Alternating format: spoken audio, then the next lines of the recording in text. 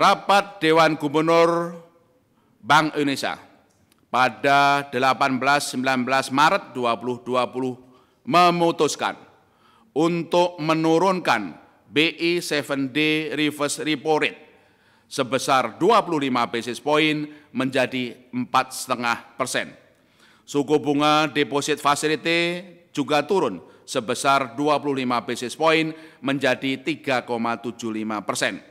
Dan suku bunga lending facility turun sebesar 25 basis point menjadi 5,25%. Kebijakan moneter tetap akomodatif dan konsisten dengan perakiraan inflasi yang terkendali dalam kisaran sasaran dan sebagai langkah preemptif untuk menjaga momentum pertumbuhan ekonomi.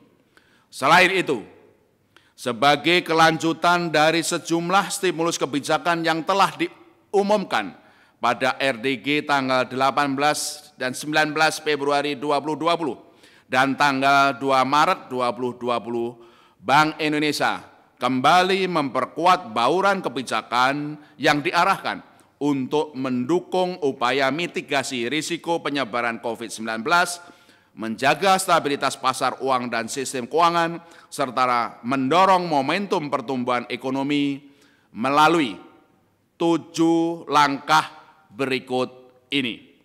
1. Memperkuat intensitas kebijakan triple intervention untuk menjaga stabilitas nilai tukar rupiah sesuai dengan fundamental dan mekanisme pasar, baik secara spot, domestic non-delivery forward atau DNDF, maupun pembelian SPN dari pasar sekunder.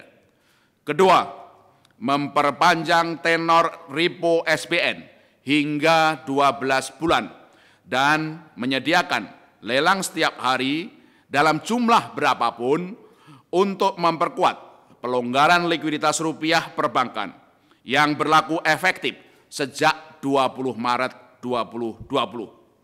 Ketiga, menambah frekuensi lelang swap falas atau FX swap tenor 1 bulan, 3 bulan, 6 bulan, dan 12 bulan dari 3 kali seminggu menjadi setiap hari, guna memastikan kecukupan likuiditas di pasar uang yang berlaku efektif sejak 19 Maret 2020.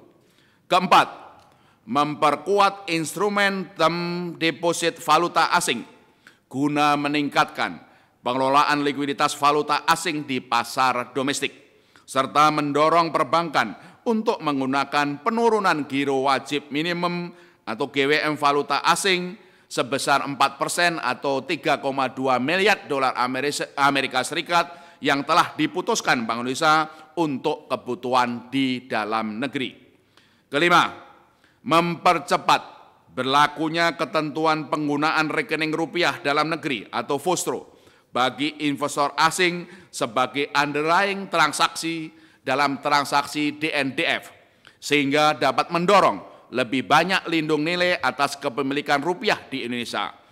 Berlaku efektif paling lambat pada 23 Maret 2020 dari rencana semula 1 April 2020. Keenam, memperluas kebijakan insentif pelonggaran GWM harian dalam rupiah sebesar 50 basis point yang semula hanya ditujukan kepada bank-bank yang melakukan pembiayaan ekspor impor, ditambah dan diperluas dengan yang melakukan pembiayaan kepada UMKM dan sektor-sektor prioritas lain, berlaku efektif sejak 1 April 2020.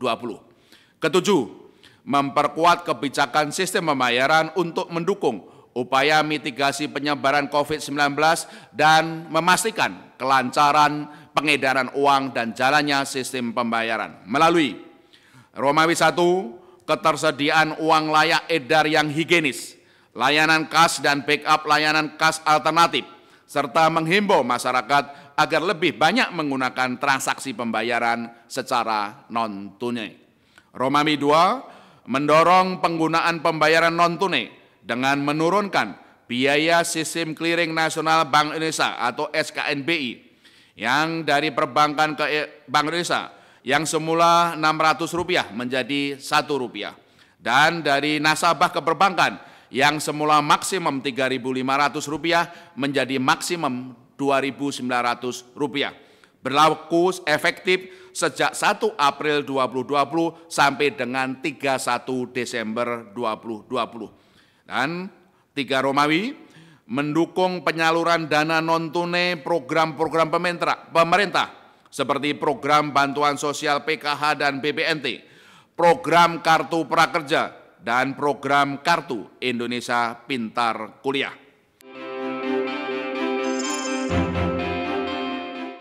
Berbagai langkah kebijakan Bank Indonesia tersebut ditempuh dalam koordinasi yang sangat erat dengan pemerintah dan Otoritas Jasa Keuangan atau OJK dalam memitigasi dampak COVID-19 sehingga stabilitas makroekonomi dan sistem keuangan tetap terjaga, serta momentum pertumbuhan ekonomi dapat dipertahankan. Sebagaimana diketahui, pemerintah telah menempuh sejumlah stimulus fiskal dan stimulus ekonomi untuk meringankan beban masyarakat dan perusahaan dari dampak COVID-19, serta menjaga tetap kondusifnya berbagai aktivitas perekonomian. Demikian juga OJK telah menempuh langkah-langkah untuk menjaga kesehatan perbankan dan lembaga keuangan non-bank, serta bekerjanya pasar modal. Kami akan terus memperkuat koordinasi dengan memonitor secara cermat dinamika penyebaran COVID-19 dan dampaknya terhadap perekonomian Indonesia dari waktu ke waktu, serta siap untuk menempuh langkah-langkah koordinasi kebijakan lanjutan yang perlu ditempuh baik oleh pemerintah, Bank Indonesia maupun OJK untuk menjaga stabilitas makroekonomi dan sistem keuangan serta mempertahankan momentum pertumbuhan ekonomi. Penyebaran yang sangat cepat COVID-19 ke banyak negara di luar Tiongkok telah memberikan ketidakpastian dan tekanan kepada pasar keuangan global dan perekonomian dunia. Kami memperkirakan, Bank Indonesia memperkirakan bahwa pertumbuhan ekonomi global 2020 kami revisi ke bawah menjadi 2,5% dari proyeksi semula 3%, dan keduanya itu lebih rendah dari pertumbuhan ekonomi 2019 dengan risiko yang cenderung bisa ke bawah. Namun demikian, pasca berakhirnya COVID-19 di tahun 2021, kami perkirakan bahwa perekonomian global akan kembali meningkat, yaitu akan menjadi 3,7% lebih tinggi dari perakiraan sebelumnya, yaitu 3,4%. Tidak dapat dipungkiri bahwa COVID-19 juga memberikan tantangan bagi kita di Indonesia di dalam menjaga stabilitas makroekonomi dan sistem keuangan, serta di dalam upaya mendorong momentum pertumbuhan ekonomi domestik agar tetap berdaya tahan. Melambatnya prospek pertumbuhan ekonomi dunia menurunkan prospek pertumbuhan ekspor barang Indonesia. Meskipun pada bulan Februari 2020 meningkat didorong ekspor batubara, CPO, dan beberapa produk manufaktur. Ekspor jasa, terutama sektor pariwisata, diperkirakan juga menurun akibat terhambatnya proses mobilitas antar negara sejalan dengan upaya memitigasi risiko perluasan COVID-19. Investasi non-bangunan berisiko melambat dipengaruhi menurunnya prospek ekspor barang dan jasa serta terganggunya mata rantai produksi termasuk kebutuhan impor.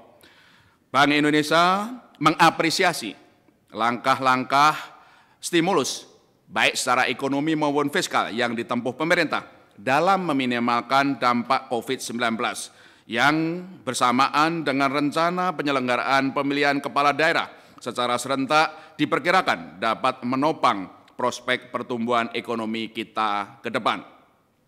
Dengan perkembangan tersebut, Bank Indonesia merevisi ke bawah proyeksi pertumbuhan ekonomi pada tahun 2020 dari semula 5,0 sampai 5,4% menjadi 4,2 sampai 4,6%.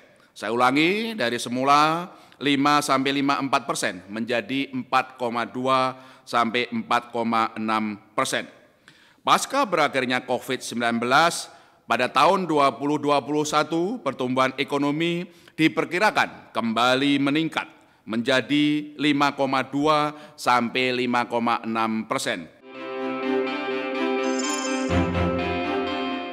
Di sisi eksternal, neraca pembayaran Indonesia pada triwulan 1 2020 diperkirakan tetap baik, meskipun aliran modal asing menurun dipicu oleh tingginya ketidakpastian pasar keuangan global akibat pengaruh COVID-19. NPI yang tetap baik ditopang potensi menurunnya defisit transaksi berjalan sejalan membaiknya neraca perdagangan yang pada Februari 2020 tercatat surplus 2,34 miliar dolar Amerika Serikat, jauh lebih baik dibandingkan dengan capaian bulan sebelumnya yang tercatat defisit 0,64 miliar dolar Amerika Serikat. Posisi cadangan devisa pada akhir Februari 2020 tetap tinggi sebesar 130,4 miliar dolar Amerika Serikat atau setara dengan pembiayaan 7,7 bulan import atau 7,4 bulan import dan pembayaran utang luar negeri pemerintah, serta berada di atas standar kecukupan internasional sekitar 3 bulan import. Penyesuaian aliran modal asing di pasar keuangan domestik pasca meluasnya COVID-19 menekan nilai tukar rupiah sejak pertengahan Februari 2020. Berkurangnya aliran masuk modal asing akibat meningkatnya ketidakpastian pasar keuangan global telah memberikan tekanan kepada nilai tukar rupiah yang melemah sejak pertengahan Februari 2020. Hingga 18 Maret 2020, rupiah secara rata melamah 5,18% dibandingkan dengan rata level Februari 2020. Dan secara point to point harian melemah sebesar 5,72%. Dengan perkembangan ini, rupiah dibandingkan dengan level akhir 2019 terdepresiasi sebesar 8,77% seiring dengan pelemahan mata uang negara berkembang lainnya. Inflasi tetap rendah dan mendukung stabilitas perekonomian. Inflasi indeks harga konsumen pada Februari 2020 tercatat 0,28% mantuman, lebih rendah dari inflasi bulan sebelumnya sebesar 0,39% mantuman. Perkembangan ini dipengaruhi oleh kelompok inflasi inti yang rendah, kelompok administered prices yang kembali mencatat deflasi, serta inflasi volatile food yang melambat.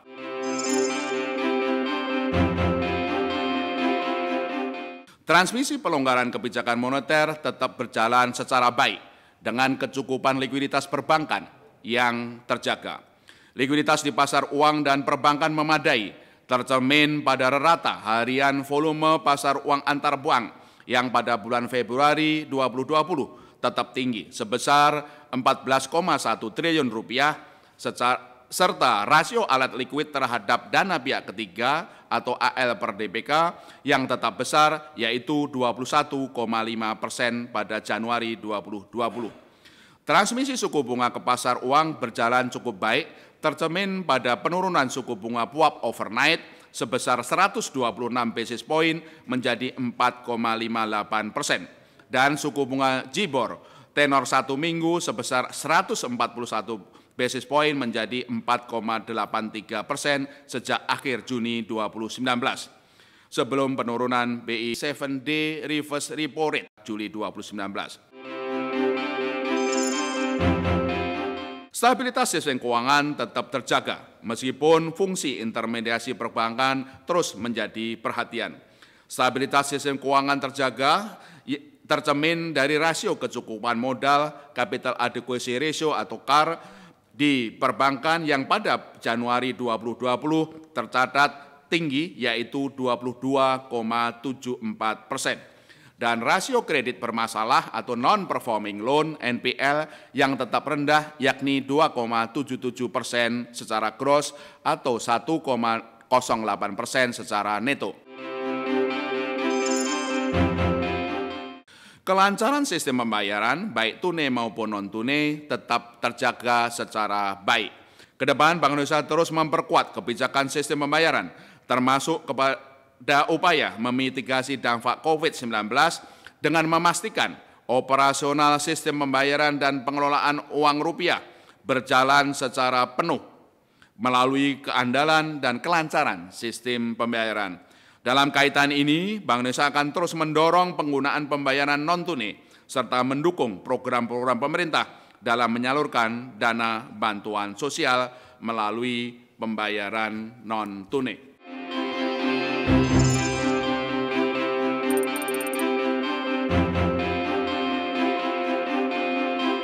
Sebulan yang lalu, kita semua belum memahami, belum mengetahui, dan belum mendapatkan informasi bahwa penyebaran COVID di negara maju, khususnya Amerika Serikat dan Eropa, demikian cepatnya.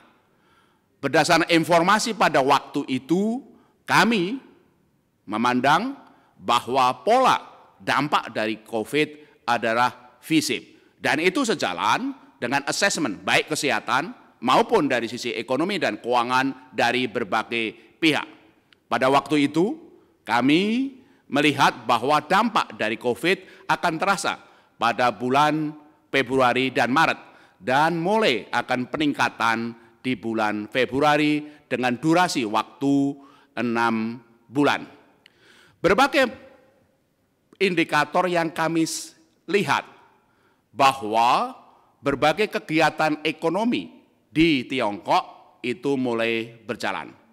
Sejumlah ekspor sudah dilakukan, dan demikian juga aktivitas produksi juga dilakukan.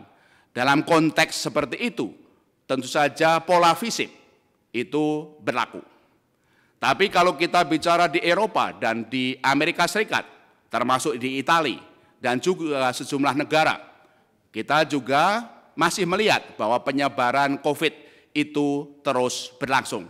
Sehingga tentu saja dalam negara-negara itu, pola V-shape tentu saja perlu dilihat kembali. Mungkin lebih lama penurunan-penurunan pada awal. Dan kami juga mengapresiasi berbagai langkah yang ditempuh berbagai negara, termasuk Indonesia, untuk menangani penyebaran COVID itu dan langkah-langkah stimulus yang diperlukan dan dilakukan oleh berbagai pemerintah.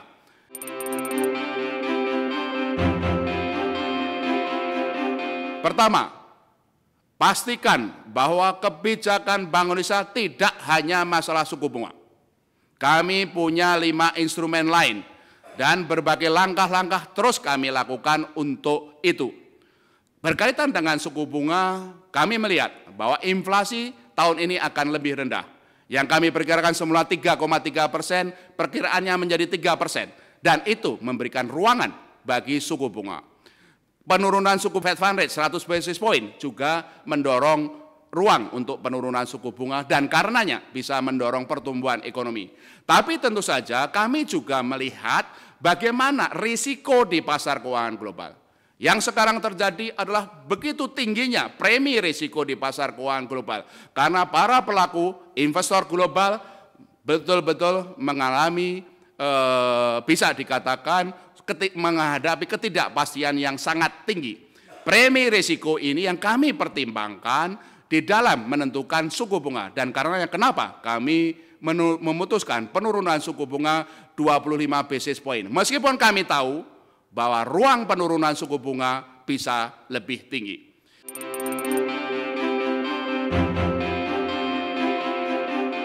Dengan pola seperti itu tentu saja yang semula kami perkirakan itu V-shape-nya adalah Februari-Maret. Tentu saja perlu kita lihat kembali dan kemungkinan masih juga akan berlangsung di bulan April dan sebagian bulan Mei sejalan dengan Satgas yang memang telah menetapkan kondisi darurat hingga 29 Mei. Nah, setelah itu pola perkembangannya tentu saja akan mulai kemudian mengalami perbaikan baik secara kesehatan dan ekonomi.